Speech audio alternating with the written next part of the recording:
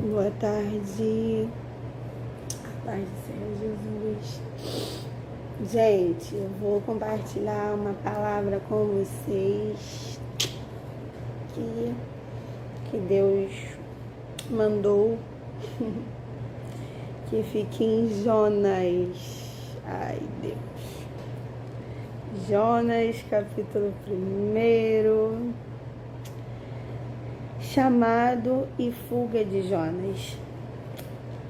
A palavra do Senhor veio a Jonas, filho de Amitai, com esta ordem: vai depressa à grande cidade de Nínive e pregue contra ela, porque a sua maldade subiu até a minha presença.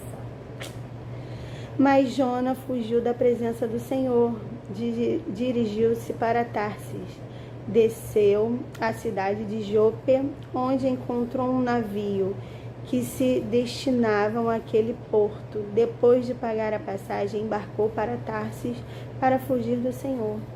O Senhor, porém, fez soprar um forte vento sobre o mar, e caiu uma tempestade tão violenta que o barco ameaçava arrebentar-se.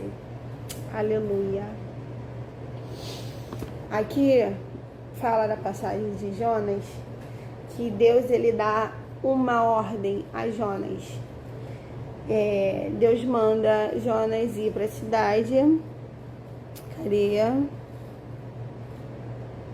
Isso, de Nínive, pregar a palavra, porque aquela cidade estava corrompida. Estavam fazendo o que Deus não estava se agradando, o que não era do querer de Deus, o que não era da vontade de Deus. Só que Jonas, por medo, fugiu, né? Jonas ficou com medo de ser morto e fugiu. E quando ele foge de Deus, ele tenta se esconder de Deus. Só que não adianta a gente fugir, porque Deus ele tem as suas maneiras, tem as suas formas de agir. Deus faz soprar um forte vento, né? Que ele pega o barco e as pessoas começam a perguntar o porquê que estava acontecendo aquilo, tal. E jogam Jonas para fora do barco, né? E Jonas é engolido pela baleia, como a gente já sabe. Ele fica 3 dias lá dentro. E ele é cuspido aonde o Senhor mandou ele ir, que era para a cidade para pregar a palavra do Senhor, que era para aquela cidade se arrepender do que eles estavam fazendo. E, cara, essa palavra aqui, essas passagens de desobediência, elas faz parte assim da minha vida, porque eu sempre paguei para ver, sempre fui muito de pagar para ver. E por nada acontecer comigo, por ter tantos livramentos, por Deus me guardar tanto, nossa, eu achei que nada de ruim poderia acontecer comigo, né? E é que nem aconteceu aqui com Jonas. Deus ele deu uma ordem para ele. Deus ele ordenou, ele mandou, e Jonas não quis fazer, ele fugiu da presença do Senhor. E eu começo a lembrar, cara, das coisas que acontecem comigo, porque quando eu estava no mundo, eu saía, eu começava a sentir opressão, começava a ver as coisas, porque eu sempre tive visão desde criança, sabe? E eu chegava nos lugares assim, o lugar estava muito pesado, eu via gente manifestada, e eu ia pro banheiro e eu orava. Quando eu orava, acabava, passava. Isso no mundo, tá? E então tá bom, sempre fiz isso. E Deus tirava. Quando eu sentia algum medo, alguma coisa, eu ia lá, orava, tal, passava. Só que quando o Senhor falou pra mim que era a última vez que ele iria falar comigo, né? Que ele iria me botar no leito. Aí o meu pastor foi na minha casa me orar. Eu fui internada a primeira vez. Só que eu saí do hospital porque não tinha recurso pra mim. E foi o meu pastor e a minha pastora, meu pastor Flávio e a minha pastora Edna, lá em casa me orar.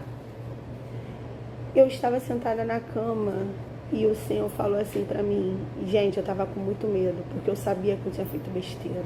Eu sabia, eu tava com muito medo. E eles orando pela minha vida. E Deus falou assim pra mim, o Espírito Santo, ele tava do meu lado, ele tava sentado do meu lado. Ele falou assim pra mim, não adianta. E o meu coração já gelou.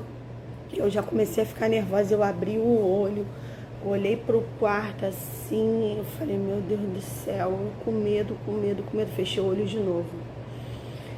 Ai, o Senhor tem misericórdia, meu Pai, tem misericórdia de mim. Ai, ele de novo, não vai adiantar. Por quê? Ele estava falando aquilo. Porque eu estava pedindo o pastor para orar, para mim voltar para o hospital em paz, porque eu estava com muito medo. Deus, ele tirou as minhas forças todinha, as minhas mãos aqui eu não conseguia mover, eu não conseguia abrir uma garrafa de refrigerante. Isso aqui meu, eu não conseguia mexer. Aqui, eu sentia muita dor aqui, no joelho, nos pés, eu não conseguia andar direito. E o Senhor falou para mim, não adianta, porque ele estava orando, não ia adiantar, porque eu ia ter que passar por causa da minha desobediência, porque eu não escutei, entendeu? O Senhor, ele nos perdoa, mas ele não livra a gente da consequência. Tudo que a gente faz, a gente vai ter que pagar.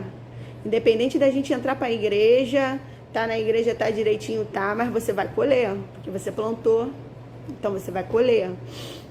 E isso, na segunda vez que o Senhor falou para mim que não ia adiantar, meu pastor parou de orar. E ele botou a mão na minha cabeça e falou assim, Senhor, tenha misericórdia da tua filha. Eu, como pastor dela, eu posso orar pela vida dela. Mas, meu Pai, tem misericórdia de mim, da minha esposa. Começou a clamar pela minha vida. Eu falei, agora deu ruim. Porque o Senhor tinha falado com ele também. E acabou a oração. E ele falou assim pra mim, minha filha, eu não sei o que o Senhor quer de você. Mas você sabe. Se eu fosse você, eu faria uma aliança com ele hoje. Porque eu tenho uma visão sua numa cadeira de roda. Você implorando, minha filha, pela morte. E ao mesmo tempo que eu vejo você assim, chorando, sofrendo, Deus me dá outra visão tua.